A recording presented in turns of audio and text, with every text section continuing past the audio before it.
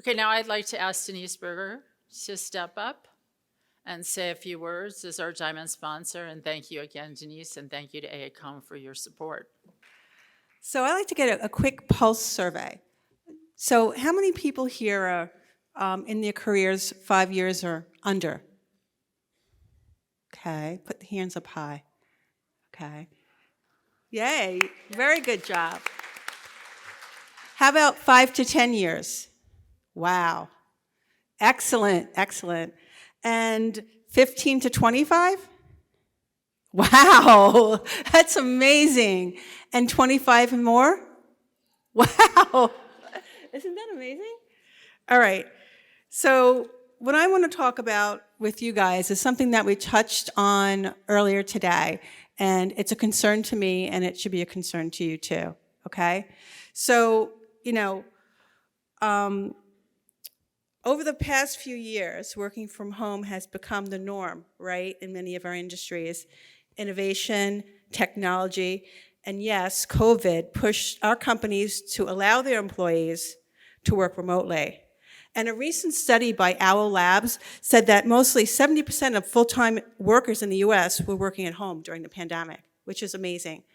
And moving forward, many workers are likely to adopt the hybrid work environment. And I want to know right now, how many of you are working in a hybrid work environment? Wow, okay. That's great to know that we have that flexibility. And as remote becomes more common, how are people and how are we our professionals going to navigate our careers in this new normal? So when I looked at the show of hands, I see there was a lot of people 15 years and more. So now I'm a little worried about the new people coming in, right? The baton that we're passing to the new graduates, and how are they going to navigate their careers? So I know people love the flexibility. They love the short commute times from working from home, but I know they're constantly on, right? I feel like I'm on all day long. And I can't imagine what it'd be like having to raise kids or homeschool kids while I was doing this. I mean, the good thing is that most of the men in this room, and I want to applaud the men in this room for coming.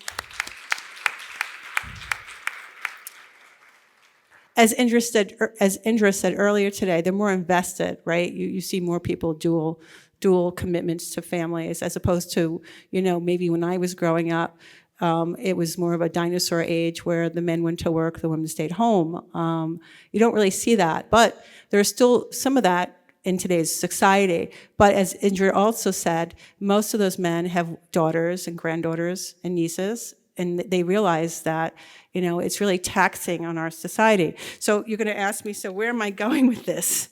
Well, as a result of these dynamics, 1 in 4 women are contemplating whether they should stay in this career. And for me, that's a concern, because they feel naturally that they are the ones who have to raise the kids and have to be, let's say, that person who's always on, and it's just draining on them. So they're looking at different careers. So you heard about the Great Resignation. We talked about that today. And there are people leaving the careers. I'm not saying they're stopping work, but maybe they're reprioritizing what's important to them, and where they want to be with this work-life balance.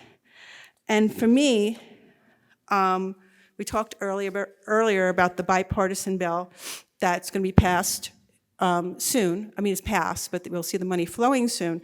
And we know that there's going to be a lot more work. There's a lot of work now, and there's going to be more work. And we talked about earlier on the panel, how do we retain staff? And one of the biggest challenges is how do we, there's a war on talent, and how do we make sure that we're all ready to do the work? So my concern is, if women leaders leave the workforce, women at all levels could lose the most powerful allies and champions. Also, the workforce paradigm has shifted. It's not, like I said, the era where women are staying home. So we need to think about this shift and advocate for it. And how do we do this differently? So many of you probably heard of Sheryl Sandberg, how she always said, well, you have to have a seat at the table. Well, there isn't a table anymore, right? We're in virtual rooms. So how do we get noticed? We talked about the attributes that are important. We talk about communication. We talk about leadership. We talk about good collaboration. We talk about analytical skills, someone who's dependable, someone who has a great work ethic, someone who's adaptable and flexible, creative, innovative, and most importantly, someone who has a positive attitude. So in closing, I want you to consider this. We are at a critical time. It's a critical moment. Companies risk losing women in leadership and future women leaders. And and this will be unwinding the years of painstaking progress that we have made in gender diversity. So the crisis also represents an opportunity for us and our companies to make significant investments in building a more flexible and empathetic workplace. And there are signs that this is starting to happen, and we talked about that earlier in the panel. We can retain the employees most impacted by today's crisis, and we can create more opportunities for women to succeed in the long term. But this is the we. We have to have a say. We have to make sure that we don't lose the young women. We have to enable them to stay in our industry. So we're at the crossroads. The choices that our companies and we make today will have consequences on both our organization and the society with decades to come. So we're all in this together. So thank you very much. So now is one of my favorite parts of the day. Each year we have recognized champions of change. These are people who have not only forged new paths in their own right, but who have worked diligently to support women, to support younger people in general, but specifically to reach out and bring along women as they have moved forward in their careers. And every year we look over the possibilities, the list of possibilities, and we find these groundbreaking women, and Judy is certainly one of those women, and you'll be hearing more about her in a moment and from her. And then we look at the men, and the men, obviously they're not women breaking ground in the industry, so who are they? They are the people who are thoughtful, talented teachers, mentors, and who make it it's just part of what they do to bring forward younger people and specifically go out of their way to bring forward young women. And that's who Mike is. And so I'm honored to bring Judy and Mike both up here, please, and Laura Cruikshank, who is one of our first champions of change, is going to be doing the introductions. Good afternoon, everybody. This is a real treat for me because I've worked with both of these people, and I'm currently working with Mike, and I have been friends with Judy for a long time and worked with her when I was at Yale. So it's just really a treat to be able to give an award to people that I really know and have really worked with. So Judy is a founding principal of Niche Engineering. So Judy, Niche Engineering. So we got that. She retired very recently. And her work is over a 40-plus year career. I don't like saying that about myself. Sorry, I shouldn't have said that about you. In civil engineering field, focused on the design and management of site development and infrastructure-related projects. So Judy is a graduate of Worcester Polytechnic Institute, WPI. My brother went there. Judy's been a registered professional engineer in 27 states. She received an honorary Doctor of Engineering degree from WPI in 2015 and an honorary Doctor of Science degree from the Massachusetts Maritime Academy in 2010. And really, I mean, her career spans so much time, and she at the same time has always been committed to mentoring future engineers and entrepreneurs and to opening the door for female engineers who are still underrepresented in the field. And her work as an active mentor for WPI students and through a number of professional societies, as well as her commitment to engineering, Introduce a Girl to Engineering Day since 2002, has given many future engineers the opportunity to learn more about the industry and meet role models. So It is with really great pleasure that we give this award. It's heavy. I do know that it's heavy. I've moved it a few times. And just wish you congratulations and thank you for everything you have done in the field. And please have a word.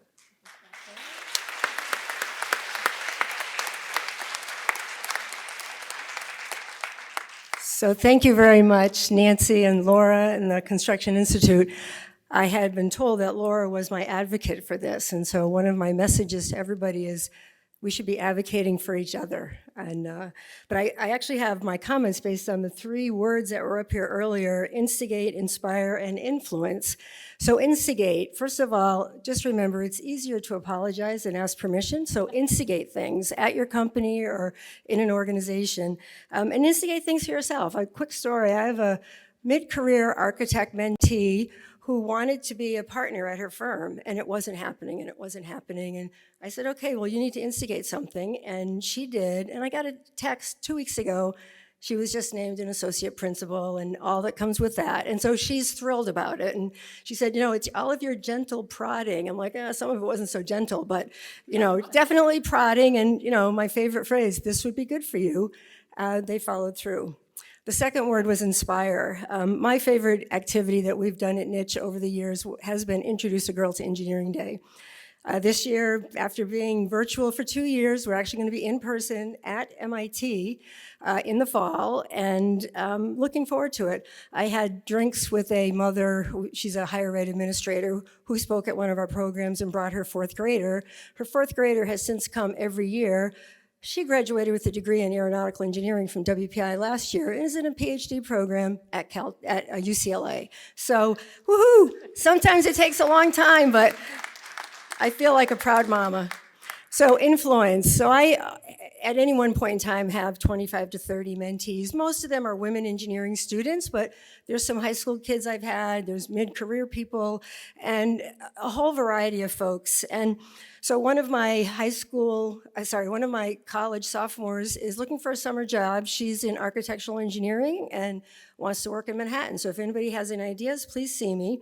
I've taught her how to do an informational interview, and my messaging to her, which is, I guess, the influence part, put on the subject line of an email to these people whose names and contact information I've given you, Judy Nitsch recommended I reach out to you. I said, hopefully that will mean they'll open the email.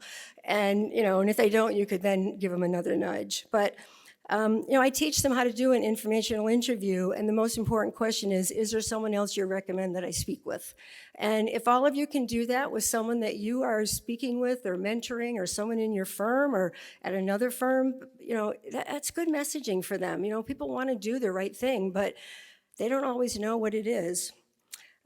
So I'll end with just a couple of comments, one that related to the remarks by Ingenori this morning, to remember to all of us write the action items and put dates on them, but also to advance the agenda using the power of your platform. And everyone has a different platform, and there is something that you can do. And my agenda now, I retired from my firm, and I'm still really involved being an outside director on boards and chairing the Boston Architectural College Board of Trustees. But my agenda now is focusing on middle school minority girls from underprivileged communities and STEM. And I've got programs I funded at the Museum of Science and at the Girl Scouts of Eastern Mass, and it's a multi-year funding program. And I would ask all of you to think about how can we help get that workforce that we need to do a better job for our clients, or as clients, as owners, because we need a diverse workforce. And studies show that girls stop even thinking about math in high school if they haven't been introduced to a potential career while they're in middle school. So we need to reach that diverse group of girls in middle school, so we have those people that we want to hire, or we want as our clients, or we want as our consultants and contractors in the future. So I hope you'll all join me on that. And just to end, I just want to say thank you to the team at Niche Engineering. I've said for years and years and years, we have fabulous clients, wonderful projects, and terrific staff. And, you know, it takes all three of them, but the folks at Niche are really second to none, in my opinion. Of course, I'm biased, but that's okay. But, you know, if they weren't doing the good job they've been doing, I wouldn't be here myself. So I want to just say and end with thank you to them. And thank you.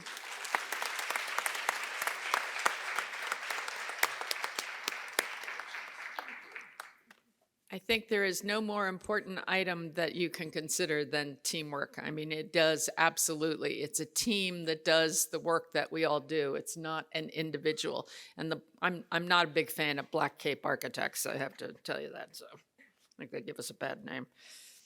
So the next award is for Mike Schreier, AIA, MBA, and I happen to know, I can't find it on what I've got written, but he went to McGill for his undergraduate degree and to Washington University in St. Louis for his Master of Architecture degree.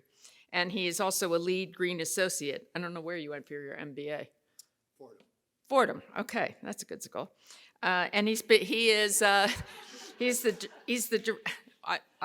I have a very big family. I have a cousin who went to Fordham, so you know.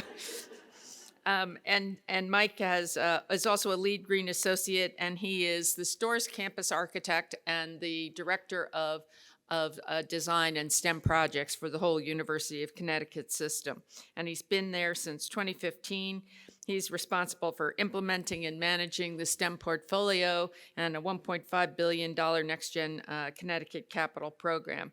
And he is a natural teacher and mentor. And I think the friends from UConn and our staff that are here would absolutely say that. It really is a mentor, and he helps develop and bring along the younger women or the women who want to sort of shift career or shift their path of what they're doing.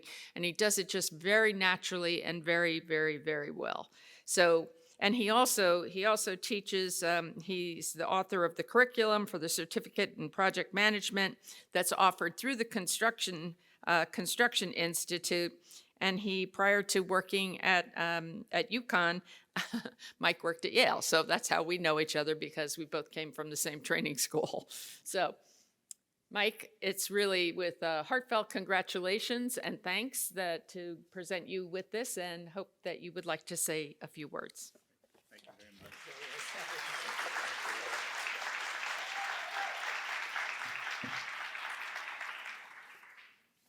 Thank you very much.